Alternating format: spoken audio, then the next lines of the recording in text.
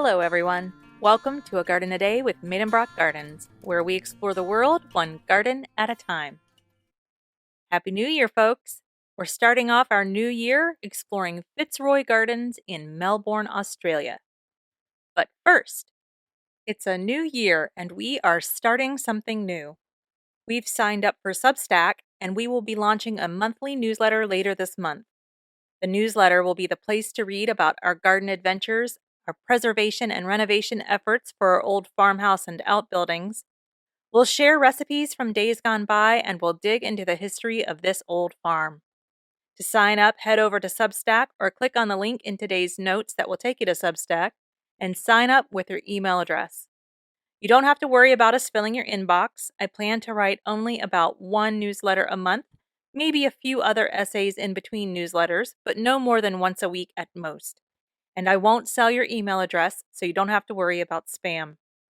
I do hope you'll join us. Now, on with today's garden. Fitzroy Gardens is located in East Melbourne, Australia, and is an absolute delight to visit. The gardens were designed in 1859 by gardener James Sinclair under the supervision of Deputy Surveyor General Clement Hodgkinson on land set aside in 1848 and named for the Governor of New South Wales, Sir Charles Augustus Fitzroy. James Sinclair, the gardener, lived on site in a small single-story brick cottage that is still standing today. He remained there until his passing in 1881 at the age of 72. In addition to gardening at the Fitzroy, James Sinclair was the author of more than 20 books on gardening, music, and poetry. There are other buildings of interest in the garden.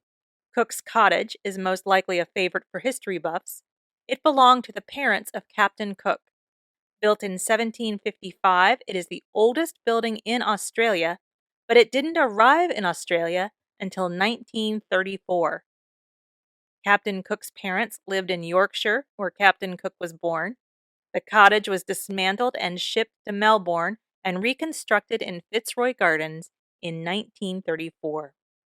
Today, the cottage hosts an exhibit on Cook's voyages and is decorated in the 18th century style. The ivy growing on and around the cottage was also transplanted from the village of Great Ayton, where Captain Cook lived as a boy. Along with the cottage, visitors will enjoy exploring the cottage garden.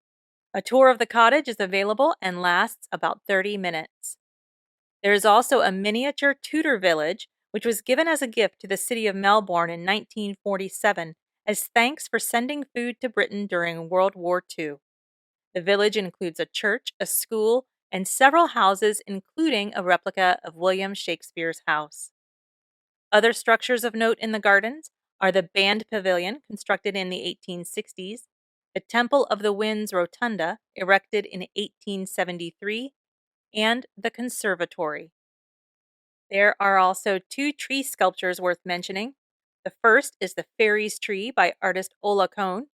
Between 1931 and 1934, the artist carved and sculpted images of kangaroos, emus, possums, pixies, and of course fairies into and onto the tree. The second is not exactly a sculpture, but it is what remains of a tree. Called the scarred tree, it's the stump of a tree that stood in the garden, which shows the scars left behind from the removal of the bark for building a canoe. This was a traditional practice of the Aboriginal people. The tree was dead for many years and finally fell in the 1980s. Efforts were made to retain the stump, and it was placed in the garden where the tree had stood. Today, it is a reminder of the original people to live in the area. Melbourne's oldest surviving public artwork is also located in Fitzroy Gardens. The River God Fountain by sculptor Charles Summers was unveiled in 1862. It remained in the garden for nearly a century when a decision was made to remove it to storage in 1960. There it remained for nearly 40 years before it was restored and returned to the garden. The fountain depicts a bearded river god carrying a giant clamshell.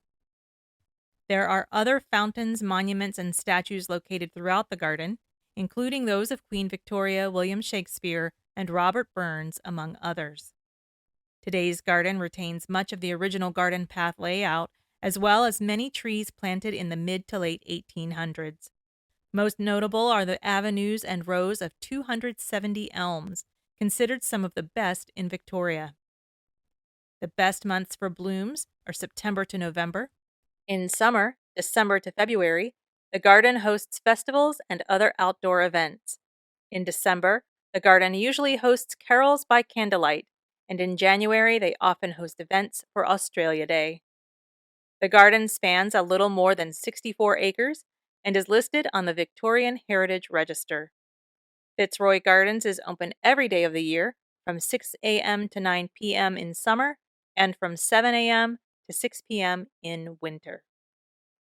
Well, that's about it for today's garden visit. Join me here in about 2 weeks to find out where we're going next. Thank you for listening today and every day. If all goes well, I'll be right back here sometime on or near January 22nd. See you then.